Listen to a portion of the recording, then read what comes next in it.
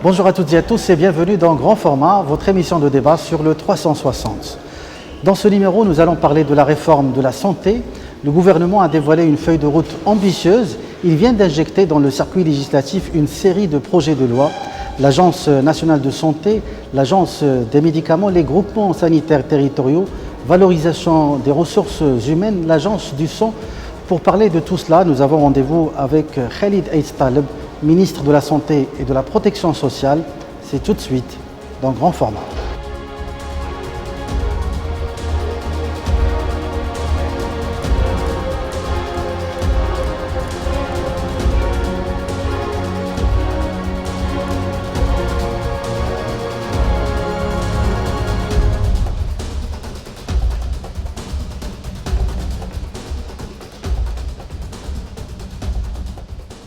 Khalid Aït-Taleb, ministre de la Santé et de la Protection sociale, bonjour et merci d'avoir accepté notre invitation. Merci à vous.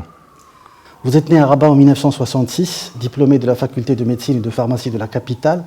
Vous avez passé une bonne partie de votre carrière à Fès, où vous avez été à la fois professeur de médecine et chef du service de chirurgie viscérale au CHU de la ville. En septembre 2004, vous avez été nommé directeur du centre hospitalier universitaire Hassan II de Fès. Le 6 janvier 2016, vous avez été désigné président de l'Alliance des centres hospitaliers universitaires du Maroc.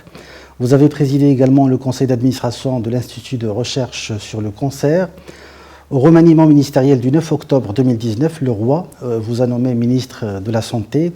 2 ans plus tard, le 14 octobre 2021, vous avez été confirmé à votre poste de ministre de la Santé et de la protection sociale. Nous allons parler de la réforme de la santé, bien évidemment. Nous allons nous intéresser aux différents projets de loi que vous venez de présenter ou vous comptez présenter au Parlement. Mais avant cela, si vous permettez, Monsieur le Ministre, une première question sur la situation épidémiologique.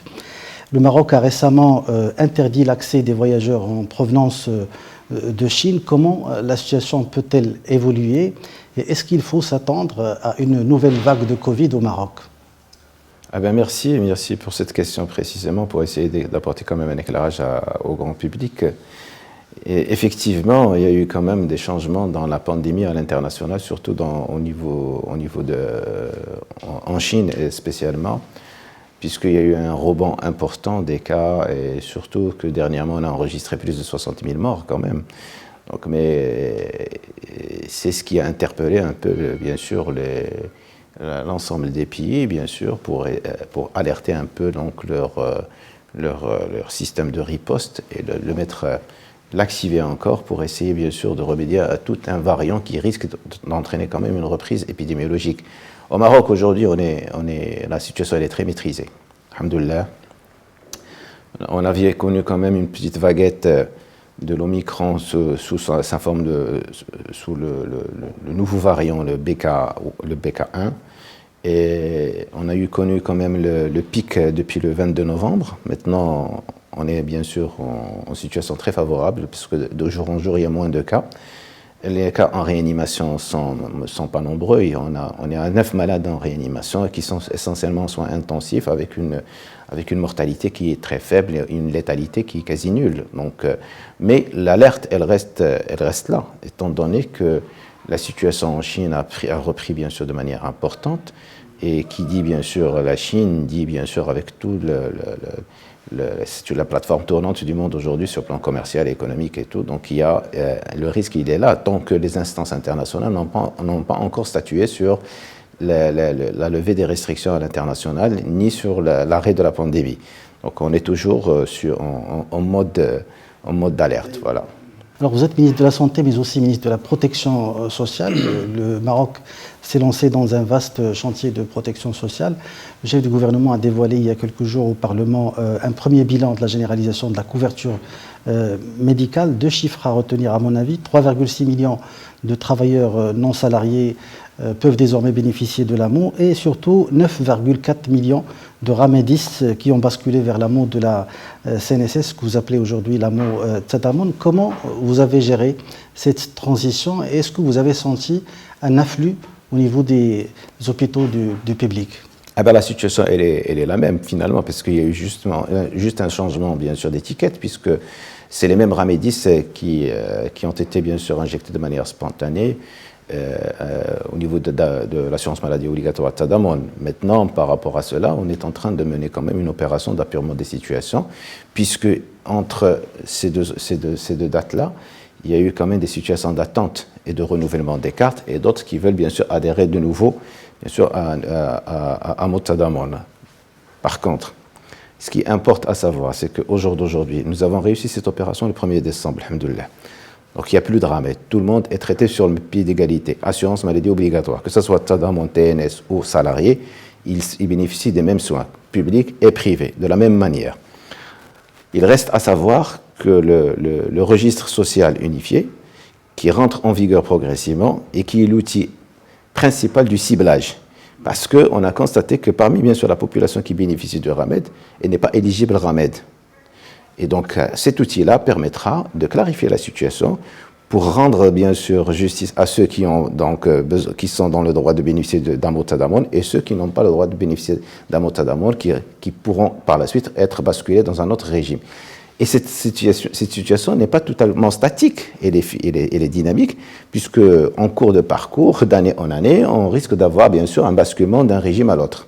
Et en attendant le registre unifié, donc vous avez évoqué récemment des lacunes dans l'échange de données entre l'ANAM et la CNSS. Et suite à cela, vous avez envoyé une circulaire aux hôpitaux pour leur dire et pour les inciter à continuer à dispenser les soins gratuitement aux ramédistes. Est-ce que la gratuité est provisoire pour les ramédistes? J'ai dit que d'abord, dans la loi 27-22, telle qu'elle a été bien sûr promulguée, il est écrit dedans de manière claire que les acquis de RAMED seront préservés. Il n'y aura aucun changement par rapport aux anciens acquis. Au jour d'aujourd'hui, quand il y a eu quand même un transfert des données, pendant cette opération de transfert, on peut avoir quelques insuffisances, ou quelques manquements, ou des fois des droits ouverts qui ne sont pas encore visibles dans la plateforme et qui risquent de porter bien sûr préjudice aux bénéficiaires. Pendant cette période transitoire, on a demandé à ce que la situation reste bien sûr sur le même traitement qu'avant. Pendant cette période, tout le monde bénéficie de la gratuité et en même temps continuera l'appurement. Mais c'est une situation qui reste transitoire, qui ne peut pas durer pendant longtemps. Donc à l'avenir, même les ramédistes auront... À l'avenir, d'ici 6 mois, dans 6 mois, on aura AMO Tadamon, AMO Solide, AMO TNS et AMO Salarié de manière très claire, avec un ciblage précis. Alors, Monsieur le ministre, je ne vous apprends rien en disant que le secteur de la santé souffre d'un déficit structurel, aussi bien en termes de ressources humaines qu'en termes d'infrastructures hospitalières. Alors, pour ce qui concerne le personnel de la santé, précisément, on parle d'un déficit de 97 000 professionnels, dont 32 000 médecins. Que proposez-vous pour remédier à ces situations? Je pense que c'est le travail qu'a fait le gouvernement depuis pratiquement le début, puisque c'est une situation qui est alarmante. Ce n'est pas la problématique pure du Maroc, c'est international ce que nous sommes en train de vivre, ce marasme professionnel de santé à l'échelle planétaire. Et ça, ce qui entraîne la convoitise sur les ressources professionnelles à l'échelle mondiale. Il y a beaucoup d'attractivité pour essayer, bien sûr, d'attirer le maximum de professionnels de santé. La situation chez nous au Maroc, 32 000 manques de médecins et 65 000 d'infirmiers.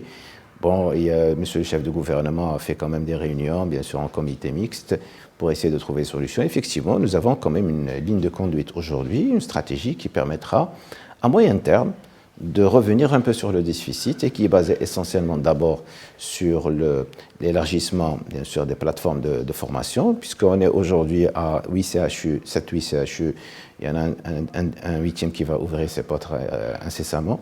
Et celui de Tanger, justement, n'est-ce pas? Ou bien non, celui de Tanger, on enseigne déjà à Tanger. Donc, ce n'est pas encore ouvert, celui de Tanger, d'ailleurs, c'est une question. Si très prochainement, Inch'Allah. Alors, et donc le prochain, celui d'Agadir, il y a l'Ayoun aussi. Je disais aussi, donc, il y a l'élargissement des centres de formation qui permettront bien sûr d'augmenter le nombre les effectifs des formés et également réduire le nombre d'années d'études, puisque d'abord maintenant le benchmark montre que la moyenne générale, le nombre d'années moyen bien sûr d'études, c'est 6 ans. Alors on est resté encore sur 7 ans, et surtout que l'apprentissage avec les nouveaux outils aujourd'hui, ça permettra bien sûr de réduire sans aucun préjudice, sans aucun problème. Donc ce sera à partir de la rentrée prochaine? Alors c'est appliqué à partir de cette année, donc, mais les retombées vont toucher essentiellement les gens qui étaient en 3e année, qui vont monter en 4e année. Donc on pourra voir ça que 2 ans après. Mais l'essentiel, c'est qu'avec cette opération, on pourra arriver, puisque le ratio aujourd'hui il est de 1,7 pour 1000 habitants, en 2025, on sera à 2,5 pour 1000 habitants. Et c'est ce qui est conforme avec les objectifs de l'Organisation mondiale de la santé. Et si on reste sur la même cadence, on pourra monter à 4,2 à l'horizon 2030. Et ce qui est conforme aussi aux objectifs de développement durable. Donc, pendant une brève période, on pourra revenir sur le déficit, sachant qu'il y a d'autres moyens aussi. Il faut faire quand même un peu, bien sûr, un travail en profondeur pour attirer les compétences étrangères, puisque la loi 131/13 le permet aujourd'hui. Il n'y a pas de problème. On a levé pratiquement tous les freins et les obstacles qui empêchaient un peu les compétences étrangères de venir s'installer ici au Maroc. Maintenant, il n'y a aucun problème. Il y a un travail qui se fait avec le Conseil de l'Ordre pour pouvoir, bien sûr, attirer les compétences étrangères aussi. Alors, il y a aussi l'aspect des salaires pour motiver le personnel de la santé. Il y a eu un geste dans le cadre du dialogue social, une augmentation qui devrait être appliquée à partir de janvier 2023. Est-ce que ça a été acté? Évidemment, vous avez parlé maintenant de l'effectif des ressources. Bien sûr, il faut aussi faire en sorte de les retenir au Maroc. Bien sûr, et on sait très bien qu'au jour d'aujourd'hui, tout ce que nous formons, parmi ce que nous formons, il y a quand même un grand départ à l'étranger. Donc la grande question, pourquoi ils choisissent d'autres destinations plutôt que leur pays? Parce que le statut aujourd'hui n'est pas très attractif, et donc il y a eu un travail. D'ailleurs, avec le dialogue social, on a pu quand même obtenir quelques avantages, puisqu'il y a eu quand même des améliorations dans l'échelle indiciaire des médecins. Les infirmiers aussi ont bénéficié quand même, bien sûr, d'une amélioration dans l'évolution dans le grade, ainsi que d'une certaine réévaluation de l'indemnité de risque, mais cela n'est pas encore suffisant. Cela n'est pas encore suffisant, et c'est la raison pour laquelle, dans le cadre de la refonte, il y a eu quand même un grand chapitre, un grand pilier qui s'appelle la fonction sanitaire et qui apporte bien sûr une politique d'incitation qui est très attractive. Vous parlez de ce projet de loi relatif à la fonction sanitaire, mais vous venez d'évoquer les médecins étrangers. Il y avait un décret, je pense, qui a été validé en août dernier, qui vous donne la possibilité de recruter des médecins étrangers. Est-ce que cette piste a déjà été active? Parce qu'on ne voit pas encore de médecins étrangers. C'est ce que je vous ai dit à l'instant même, qu'il y a eu quand même une révision, un amendement de la loi 131/13 de l'exercice de la médecine, dans laquelle on a levé pratiquement tous les obstacles. Il suffit aujourd'hui, et elle s'appelle aujourd'hui la loi 33/21, qui a été modifiée, qui modifie le 131/13, et qui permet aujourd'hui d'inscrire toutes les compétences étrangères pour exercer au Maroc. Il suffit qu'elle ait quand même une inscription dans le Conseil de l'Ordre de son pays de résidence. Voilà, et donc elle peut venir. Bien sûr, évidemment, ceux qui ont été formés à l'étranger, quand ils rentrent et n'ont jamais exercé, il y a une procédure d'équivalence. Mais ceux qui y avaient exercé, ils peuvent rentrer sans problème. Maintenant, cette opération, est-ce qu'elle a abouti au jour d'aujourd'hui? Il y a une cinquantaine qui demandent, pas plus. Donc ça fait pratiquement maintenant 2 ans que cette loi existe. On a eu seulement 50. Mais maintenant, je pense que j'ai bien précisé qu'avec le Conseil de l'Ordre, ça ne peut pas passer comme ça de manière individuelle. Peut-être c'est par le biais quand même de conventions avec les pays, et je pense que dans ce cadre-là, il y aura des compétences qui vont venir, alhamdoulilah. Parmi l'arsenal législatif que vous êtes en train de préparer, il y a ce projet de loi concernant la fonction de la santé, et en juillet dernier, vous avez évoqué la possibilité d'introduire l'idée d'un salaire variable basé sur la performance. C'est l'esprit même de la fonction sanitaire, parce que premièrement, d'abord, la fonction sanitaire a eu quand même un statut d'exception, à l'instar des magistrats et d'autres professions. Donc on a quand même aujourd'hui une profession qui jouit quand même d'une particularité. Elle ne peut pas être noyée dans la fonction publique tout court. Deuxièmement, on ne peut pas fonctionner sur le même mode des fonctionnaires classiques. Donc c'est la raison pour laquelle c'est un service rendu médical qui nécessite quand même beaucoup d'adaptation. Il y a un besoin en santé. Et donc ce professionnel de santé, il faut bien adapter son mode de travail par rapport aux besoins de la santé de la population. Et donc il faut introduire une politique qui permettra bien sûr de redynamiser un peu l'existant et de motiver la ressource humaine. Et c'est la raison pour laquelle il y a quand même cette idée d'introduire une incitation qui est basée premièrement sur la rémunération à l'activité, qui travaille plus, touche plus, et donc il va y avoir un salaire fixe, c'est le salaire que touche aujourd'hui, que ce soit l'infirmier ou que ce soit le médecin, et un salaire qui est variable et qui dépend de l'activité. Et alors, chaque fois que l'activité monte, il y a quand même des dividendes qui vont revenir, bien sûr, aux praticiens. Mais comment vous allez procéder? Parce qu'il y a encore du flou sur ce point précisément, et j'ai entendu certains syndicats en parler. Ils disent que les critères ne sont pas précis. Quels sont les critères sur lesquels vous allez vous baser pour déterminer cette partie variable? Parce que les spécialités ne sont pas les mêmes, les fonctions ne sont pas les mêmes. Alors je m'explique. Donnez-moi un peu de temps pour expliquer, pour m'étaler, parce que vous vous êtes fixé essentiellement sur le salaire variable et fixe. Il n'y a pas seulement ce mode. Il y a le mode du salaire variable et salaire fixe. Il y a le mode de la capitation et de la péréquation par rapport au nombre de consultations. Et il y a aussi la performance. Alors, bien sûr, il y a une adaptation par rapport aux spécialités. Alors, les professionnels qui sont directement liés aux soins et qui exercent une activité des actes, ils ont un pourcentage sur l'acte. Je m'explique. Je donne l'exemple d'une intervention chirurgicale. Un acte chirurgical qui a été fait, il a une cotation selon la nomenclature. Il s'appelle K, coefficient 120, 200, 250, 300, peu importe. Et sur ce cas 250, 300 coûte un montant. Ce montant-là, les charges, il y a une part des charges de l'hôpital et le reste sera distribué comme incitation sur le professionnel et divisé par équipe, parce que là, c'est un intéressement collectif. Et dans l'intéressement collectif, il y a l'intéressement individuel. Il y a les spécialités qui font juste les consultations. Alors, sur la base des consultations, il y a quand même un pourcentage qui revient aux professionnels.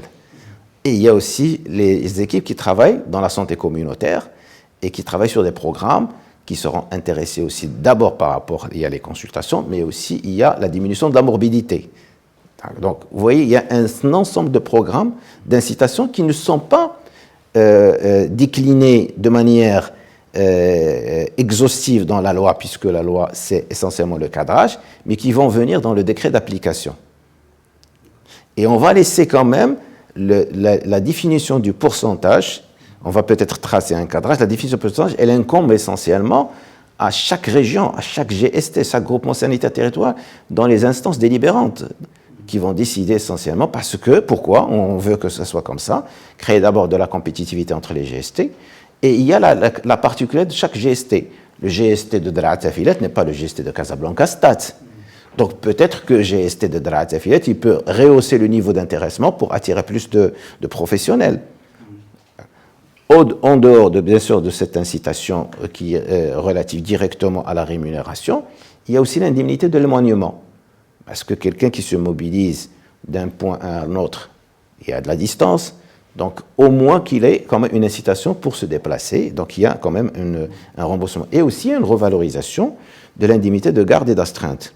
J'estime qu'aujourd'hui, une garde telle qu'elle est payée aujourd'hui, c'est trop faible, bien sûr, qu'en compensation pour le médecin ou pour l'infirmier. Donc je pense que la garde d'une telle spécialité doit aussi changer en fonction de la région. C'est en fonction aussi des disponibilités. Par exemple, quand vous interpellez un cardiologue à Rabat, vous le trouvez facilement. Mais quand vous interpellez un cardiologue à Ouarzazate, vous avez du mal.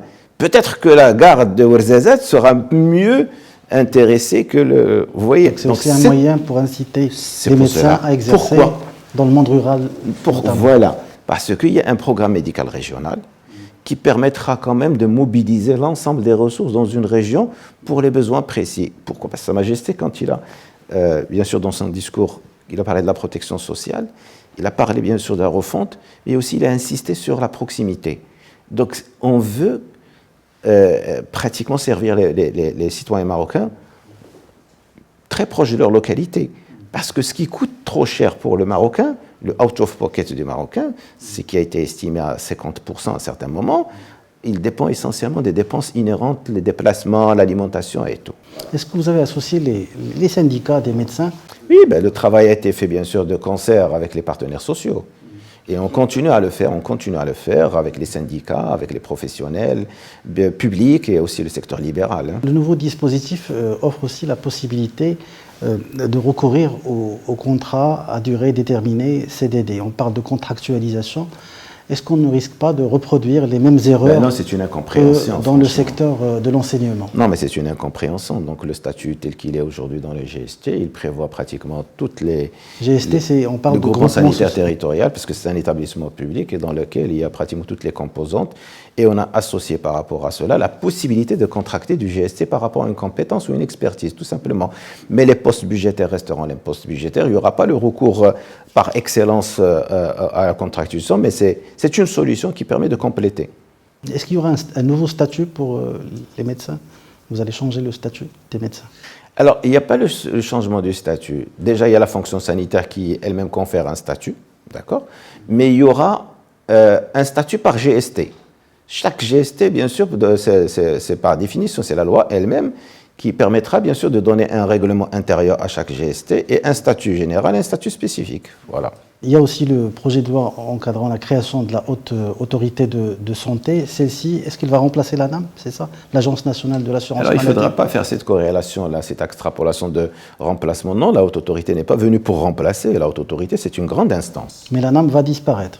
Évidemment, parce qu'elle sera noyée dans l'activité que fait aujourd'hui l'ANAM, incombera bien sûr à un département dans la haute autorité. Et est-ce que cette haute autorité aura vraiment des pouvoirs dans son exercice ou va-t-elle se limiter juste à un rôle consultatif?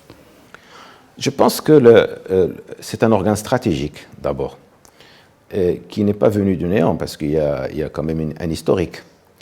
Et son rôle aujourd'hui, c'est le garant de la continuité des actions de l'État dans le temps. Alors les politiques qui se succèdent aujourd'hui, la haute autorité permettra de tracer toutes les lignes sur le long terme. Et ces décisions, elle est consultative, mais il y a une forte, elle a une forte recommandation pour que ça soit bien sûr exécuté. Je donne deux exemples, la pratique du noir et la pratique des chèques sans garantie. Est-ce que, par exemple, la haute autorité de santé aura-t-elle les pouvoirs pour combattre ces deux phénomènes? Alors il faut revenir d'abord au lien de causalité d'abord. Pourquoi il y a le noir et le chèque de garantie? Je ne voudrais dénigrer personne, mais je voudrais peut-être être juste là-dessus. C'est une pratique qui est mauvaise, mais qui n'est pas faite comme ça par hasard, parce que certaines cliniques aussi ont subi quand même quelques injustices. Mais non plus, il ne faudrait pas qu'on reste sur cette situation. Et le pourquoi de la chose, c'est qu'aujourd'hui, nous avons une tarification qui est très en deçà des coûts réels, bien sûr, des prestations. Elle est obsolète, la tarification nationale de référence. Et il y a matière à réviser cette tarification nationale de référence. Et le secteur libéral doit se mettre à niveau à un certain moment par rapport à des tarifs qui sont justes. Et si le conventionnement est obtenu par rapport à des tarifs justes, ces pratiques-là n'existeront plus jamais à ce moment-là. La haute autorité, qu'est-ce qu'elle a comme rôle? La haute autorité, en dehors de la régulation du système, de la régulation bien sûr de l'assurance maladie, elle a le pouvoir aujourd'hui de normaliser le secteur, d'accréditer les établissements. Elle a le droit d'émettre quand même des avis dans ce sens. Et elle a le droit aussi de piloter un peu les projets, les grands projets, bien sûr, de refonte du système de santé, mais aussi elle est entourée quand même d'un conseil scientifique, d'experts, qui permettra bien sûr de dire son mot sur les gestions de crise. Voilà. Et aussi, elle peut évaluer les systèmes de santé. Voilà. Alors, la tarification nationale de la référence, vous venez d'en parler. Je sais qu'il y a des discussions en cours. Où en êtes-vous dans les négociations avec les syndicats et quand est-ce que vous allez dévoiler la nouvelle tarification? Alors, la tarification ne peut voir le jour que lorsqu'on aura quand même la nouvelle nomenclature. Parce qu'il faut tarifier bien une nomenclature. Aujourd'hui, on travaille avec la NGAP. La NGAP, c'est la nomenclature générale des actes professionnels. Elle est obsolète. Elle est dépassée. Pourquoi? Parce qu'il y a plusieurs actes qui n'y figurent pas dans cette NGAP. Et d'ailleurs, la preuve, c'est que quand vous partez au CHU, dans tous les conseils d'administration, il y a beaucoup d'efforts à faire d'assimilation des actes pour les mettre dans la nomenclature, parce que le CHU prodigue des soins, mais qui ne sont pas inscrits, il n'est pas rétribué par rapport à ces actes-là. Donc il y a un travail à faire pour que ces établissements ne soient pas dans la perte. Donc la NGAP à faire disparaître, faire sortir quand même une nouvelle nomenclature qui s'appelle la classification commune des actes médicaux, qui est déjà soumise, elle est soumise aux parties concernées pour étude. Une fois qu'elle est là, à ce moment-là, on peut faire quand même une tarification dessus. Un mot sur l'agence sur les médicaments. Est-ce que là encore, ça va remplacer la direction des médicaments au sein du ministère? C'est normal, c'est de facto, puisque la direction des médicaments aujourd'hui, elle joue le même rôle, pas le même rôle je dirais, mais c'est un rôle administratif pur et dur, mais l'agence, elle va venir, elle va absorber bien sûr l'activité bien sûr de la DMP qui n'existera plus, et qui développera encore son champ d'action qui est stratégique sur la politique pharmaceutique, sur la qualité du médicament, sur la recherche et développement. Il y a beaucoup d'axes. Est-ce qu'on peut dire que l'État ou le gouvernement, plutôt le gouvernement, va lever la main sur à la fois les médicaments avec la création de l'agence sur les médicaments et sur la régulation avec la création de la Haute Autorité de Santé? L'agence de médicaments, c'est un établissement étatique quand même. C'est l'État aussi, donc c'est un établissement public, autonome, doté de la personnalité morale, d'autonomie financière, et qui jouira d'une certaine autonomie, certes, une certaine indépendance, mais il restera bien sûr dépendant de la politique de l'État. Alors quand on regarde les différents projets de loi, à aucun moment le secteur privé n'est cité. Est-ce que ça concerne juste le secteur public? Je suis désolé. Notamment pour les deux projets de loi sur l'agence sur les médicaments et sur les groupements territoriaux sanitaires. On ne peut pas mettre le secteur libéral dans l'agence de médicaments comme ça, écrit explicitement. Il fait partie intégrante des comités. Dans la haute autorité, il y aura la représentativité du secteur libéral.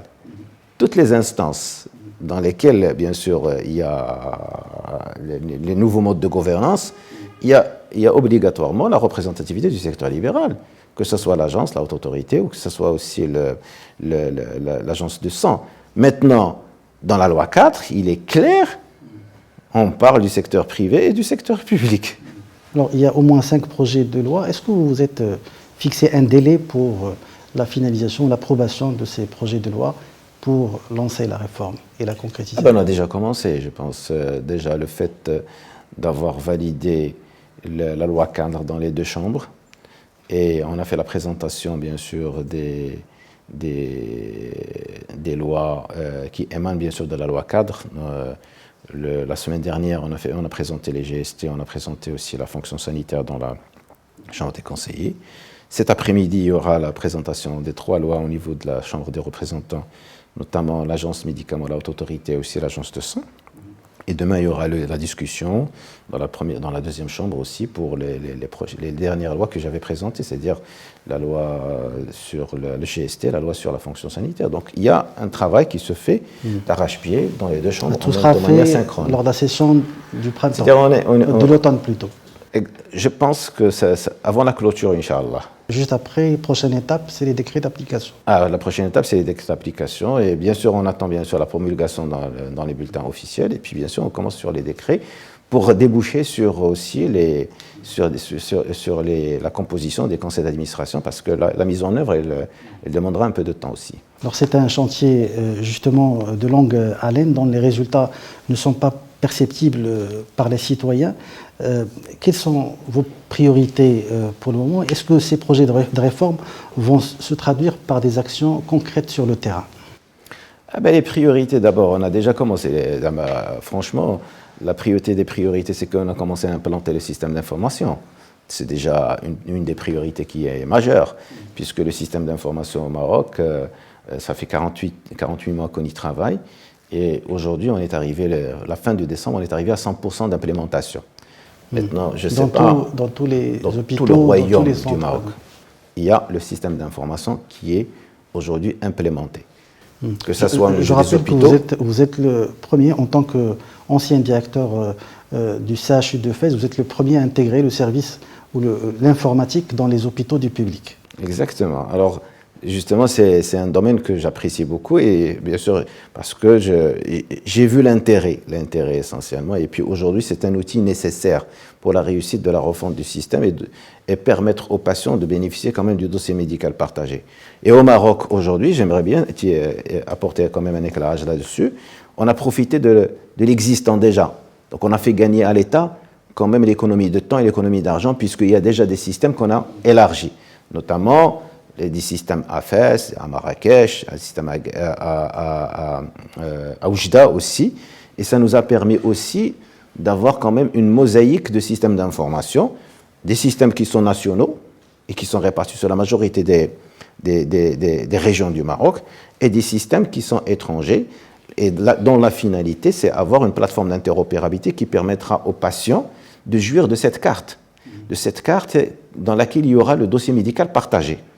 Et ce document-là, électronique, va permettre aux citoyens de se faire soigner là où ils le souhaitent, puisqu'il y a une interconnexion entre les différents systèmes. Et ça, c'est un travail colossal. Au jour d'aujourd'hui, le système, il est là.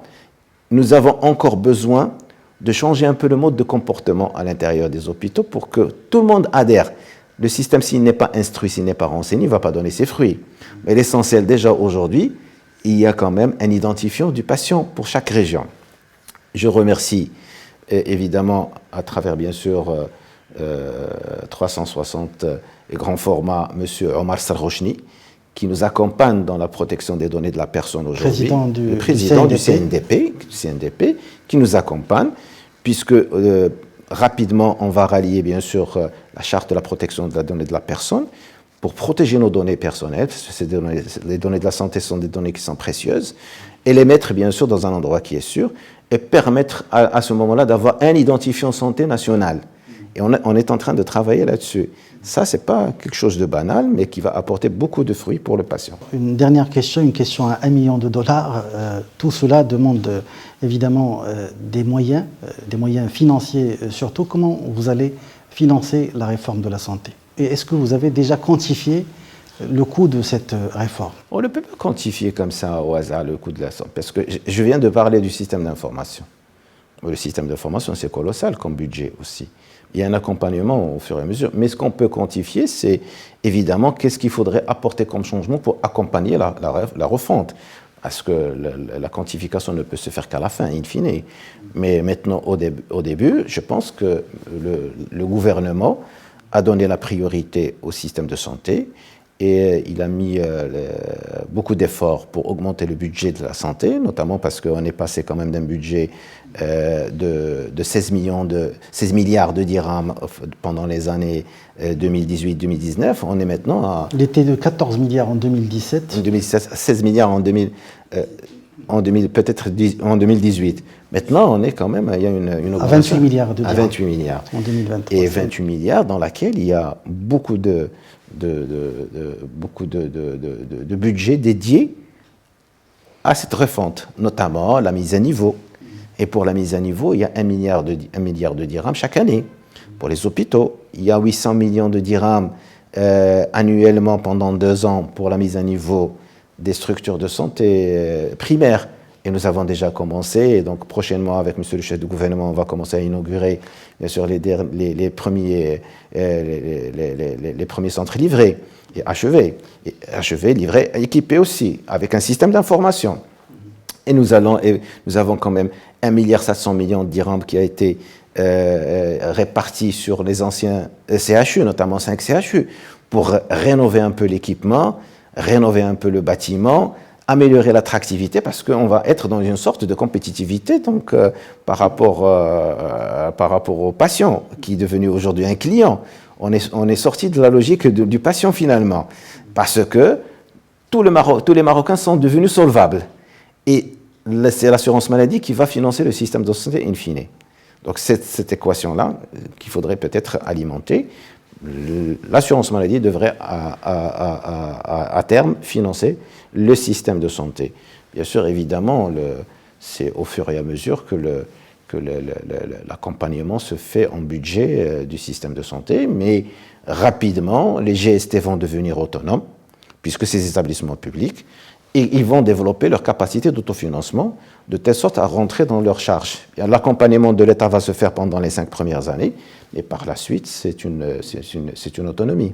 Khalid Aït Taleb, ministre de la Santé et de la Protection sociale, merci d'avoir répondu aux questions du 360. C'est moi qui vous remercie. Merci à vous, chers internautes, d'avoir suivi cette émission.